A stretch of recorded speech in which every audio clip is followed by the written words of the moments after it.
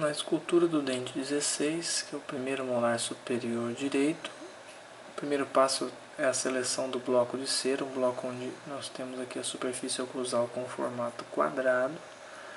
Na segunda etapa nós vamos identificar as faces, por se tratar de um dente superior, a raiz aqui para cima, vestibular para frente. Este lado será voltado para a linha média e será o lado mesial do dente. Então nós marcamos um M de mesial, no lado oposto um D de distal, raspamos as outras marcações. Na palatina anotamos um pouco mais em direção à base do bloco, e a vestibular mesma coisa, para que não desapareça essa marcação durante a escultura das 3 raízes, que o normal desse dente superior apresentar 3 raízes. Agora nós vamos passar a escultura dos sulcos principais, mas antes nós vamos dar uma olhadinha no dente de gesso, mostrando que esse dente é um dente normalmente com 4 cúspides. Esse aqui é um modelo do dente 26, mas ajuda bastante a observarmos a questão das cristas marginais na lateral do oclusal, as 4 cúspides. Nessa região aqui, ó, não deveria estar pintada essa linha escura aqui que representa o sulco principal, porque nós temos aqui nessa região, unindo a cúspide disto-vestibular à cúspide mésio-palatina, que é a maior do dente, nós temos uma ponte de esmalte. Então o sulco principal mésio-distal aqui é interrompido pela ponte de esmalte, que ela atravessa o dente de maneira diagonal. Nós vamos ter, saindo da crista marginal distal, da fosseta distal, um sulco que vem para o centro do dente, depois vai para a palatina. E da crista marginal mesial, mais precisamente da fosseta mesial, um sulco que sai para o centro do dente e vai para a vestibular. A sequência de tamanho dessas cúspides, nós temos que a maior delas é a mesio-palatina, a mesio-vestibular a segunda maior, a terceira disto-vestibular e a menor do dente a cúspide disto-palatina. Nós temos na cúspide mesio-palatina também uma saliência aqui, ó, nessa região, no terço médio oclusal do dente, que é o tubérculo de Carabelli, presente em aproximadamente 70% dos dentes. Então nós temos uma vista vestibular, uma vista lingual, presença de 2 cúspides, tornando o dente um dente tetracuspidado, lembrando que na linha do colo, na região média da linha do colo, nós temos, apontando aqui para a região das 3 raízes, uma saliência da linha do colo, uma ponta de esmalte, fazendo com que nós tenhamos esse desenho característico da linha do colo.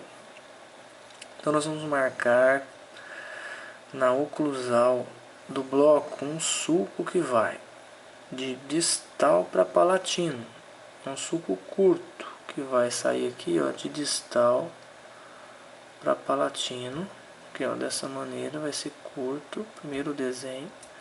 E nós temos um que sairá de mesial e vai deslocar para mesial para vestibular.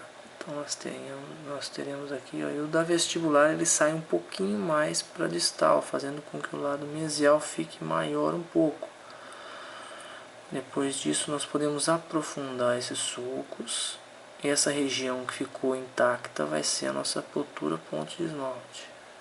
Então procedemos aqui ao aprofundamento dos sulcos principais. Um que sai de distal e vai para palatino, e o outro sai de mesial e vai para vestibular. Então fazemos o aprofundamento desta maneira, facilitando a escultura depois das vertentes triturantes. O sulco principal profundo ajuda nessa etapa. Então temos aqui os sulcos profundos. Agora a marcação das pontas das cúspides, mais voltados para a parte livre do dente. A partir dessas 4 pontinhas nós vamos fazer linhas para os 4 cantos do dente. Aqui essas linhas vão ser nossas linhas verticais de orientação nas 4 faces. Então Uma vez que a gente observa 4 cúspides no dente, 2 cúspides por cada vista, nós vamos ter 2 linhas verticais de orientação em cada face. A linha do colo vai ser feita com mais ou menos uns 2 milímetros abaixo da linha da bossa vestibular e circundando todo o dente. Nós vamos fazer primeiramente na escultura as vertentes livres das 4 cúspides. Então vamos lá, no mesmo sistema que foi usado na escultura dos outros dentes, a linha vertical é nossa referência. Nós vamos fazer o corte angulado para a lateral, da linha para a lateral e da linha para o sulco principal. Nas cúspide vizinha, a mesma coisa, da linha para o sulco, da linha para a lateral. Viramos para o lado palatino, da linha para fora, da linha para o sulco. E aqui na mesiopalatina, da linha para o sulco, da linha para fora do dente. Então as vertentes livres todas estão prontas. Para fazer as triturantes, nós vamos fazer primeiro das 2 cúspides isoladas, que são a mesiovestibular e a distopalatina. Primeira etapa antes de fazer vertente triturante é abaixar cristas marginais. Então na lateral mesial e distal da face oclusal a gente abaixa um pouco a crista marginal mesial, abaixa um pouco a crista marginal distal, coloca a pontinha do olecron para fazer a fosseta distal aqui nesse caso, e a fosseta mesial, pontinha do olecron próximo da crista marginal mesial. Prontas as fossetas, podemos cortar as vertentes triturantes da distopalatina primeiro, que é uma pequenininha, um pequeno corte do centro da cúspide para a fosseta e outro pequeno corte do centro da cúspide para o sulco principal. Vamos virar o bloco para fazer as 2 vertentes triturantes da cúspide mésio vestibular. Então uma vertente para cá, em direção à fosseta, e a outra em direção ao sulco. E arredonda, e nós temos as 2 cúspides prontas, distopalatina, mesiovestibular. Agora chegou a hora de fazer a ponte de esmalte, antes do tubérculo de caramelo. A ponte de esmalte nós vamos passar sempre a pontinha do olecron no sentido do sulco principal, e a lâmina do olecron vai cortar a ponte de esmalte, vai abaixar a ponte de esmalte de forma que ela fique mais baixa que as pontas das cúspides, mas mais alta que o sulco principal. A gente vem passando, vem desgastando de forma angulada, respeitando as vertentes do dente. Primeiro passa de vestibular no sentido da crista marginal mesial, e depois vira o bloco e vai passar de palatino no sentido crista marginal distal, fazendo com que a crista marginal abaixe um pouco em sua altura, mas que não fique tão baixa quanto o sulco principal, que ela interrompe o sulco principal, que poderia ir de mesial para distal. Então, sulco principal bem fundo, crista oblíqua ou ponte de esmalte num nível mais baixo que a ponta da cúspide. Nós podemos remover o excesso de cera para ficar um pouco mais visível, mostrando aqui que a ponte de esmalte está num nível mais baixo. Nós esculpimos agora as vertentes um pouco melhor e os sulcos secundários nesta etapa também. Sulcos secundários em cada uma das vertentes triturantes. Na ponte de esmalte também. Fazemos dessa maneira. A face oclusal está praticamente pronta. O detalhe que está faltando aqui é o tubérculo de Carabelli, que vai ser feito na cúspide, no lado palatino da cúspide mesio-palatino. Vamos fazer aqui na região onde acabou a vertente, terço médio, fazer um corte no sentido parecendo um acento circunflexo. Vamos fazer um corte em forma de acento circunflexo nessa região da cúspide palatina, mesio-palatina. Fazemos esse tipo de corte e removemos a cera que está acima dele, acima o nosso pequeno assento circunflexo, para que o tubérculo fique destacado. Mantemos a inclinação das vertentes da cúspide e a gente obtém aqui um desenho do tubérculo de Carabelli. A gente remove um pouco de cera abaixo dele para ele ficar um pouquinho saliente, ao redor dele, mais abaixo. E temos o nosso tubérculo de Carabelli, uma cúspide no lado palatino da cúspide mesopalatina. Agora está faltando cortes estratégicos, arredondamento do dente, abaixar um pouco essa cúspide distopalatina que está mais alta que a mesopalatina. Vamos arredondar ela depois um pouquinho.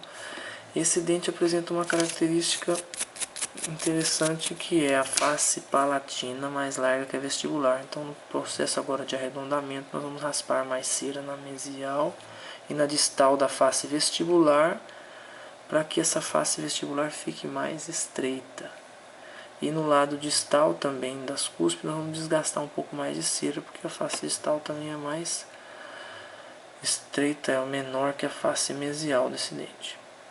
Então, primeiro arredondamento, cortes estratégicos de arredondamento e deixar as faces do tamanho correto, para depois proceder à escultura das 3 raízes e a linha do colo.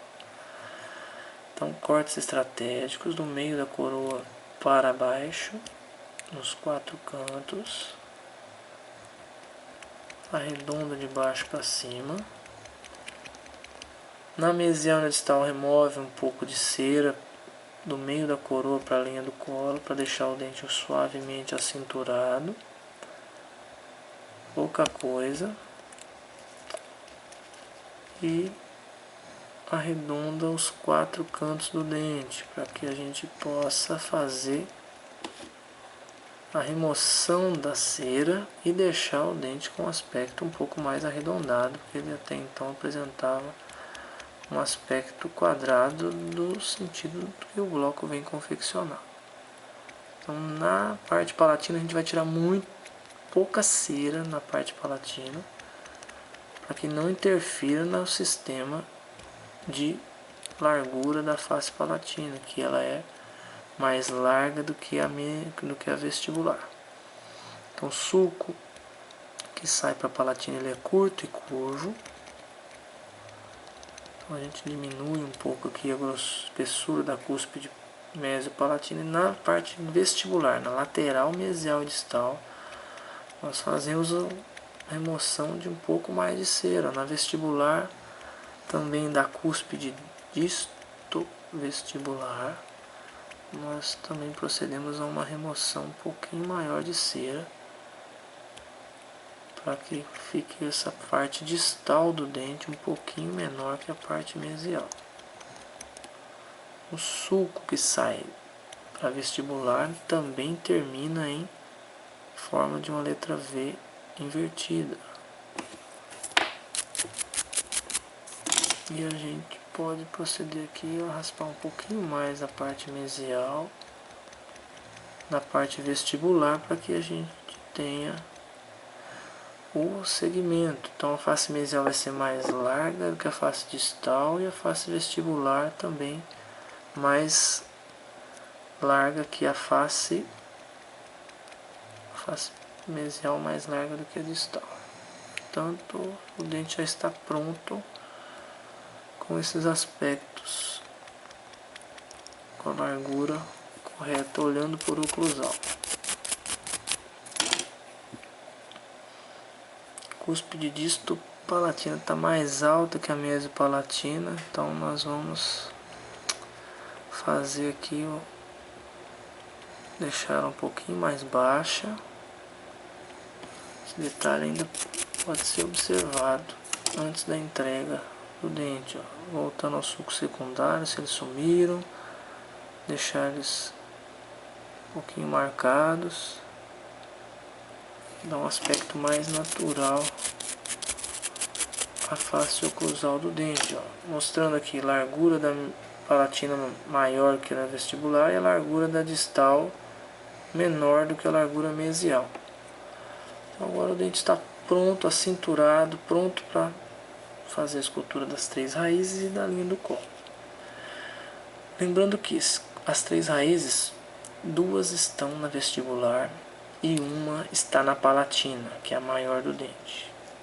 Portanto, na vestibular nós vamos tirar a cera um pouco mais larga de mesial para distal, nesse sentido aqui, ó, tirar mais largo. E na parte palatina a gente pode tirar mais estreito um pouco, porque é uma raiz única. Então nós podemos tirar rente ao dente na mesial e distal, mas na vestibular deixar mais largo, na palatina deixar mais estreito.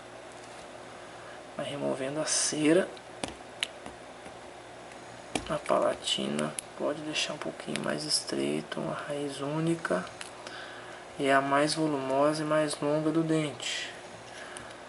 Na mesial, na vestibular nós vamos ter a raiz mesio-vestibular, que é a segunda maior, e a disto-vestibular é a menor do dente. Então esse dente possui 4 cúspides e 3 raízes.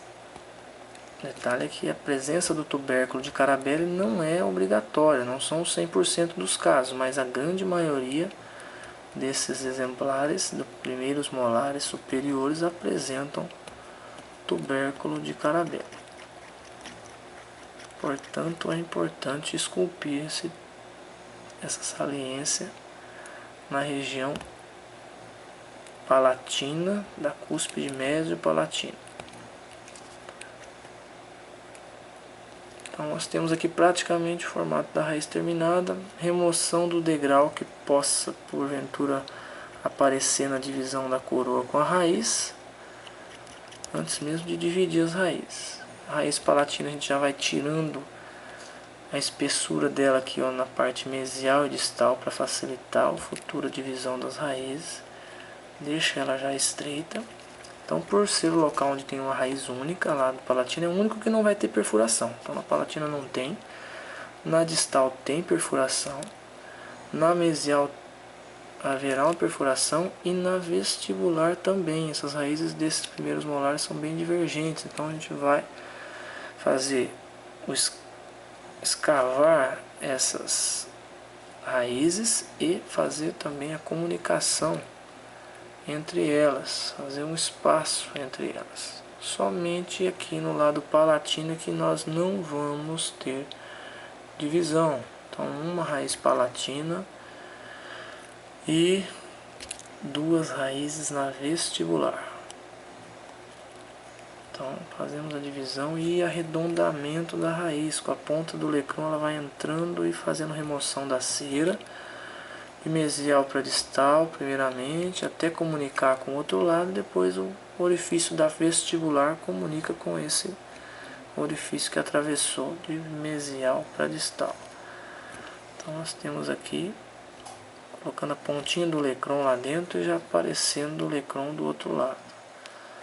Basta que agora a gente faça aqui o arredondamento da raiz, das porções mais internas, que normalmente elas ficam meio irregulares e quadradas, não deve ser assim. O pequeno sulco que divide a raiz, ele sai um pouquinho na parte onde não tem divisão e faz com que a gente tenha já uma imaginação de onde vai começar a dividir as raízes. Então, arredondando a porção interna das raízes. Essas raízes são bem divergentes, muitas vezes com formato de chifre de touro. E na vestibular, mesma coisa, temos aqui o arredondamento da parte interna das raízes da vestibular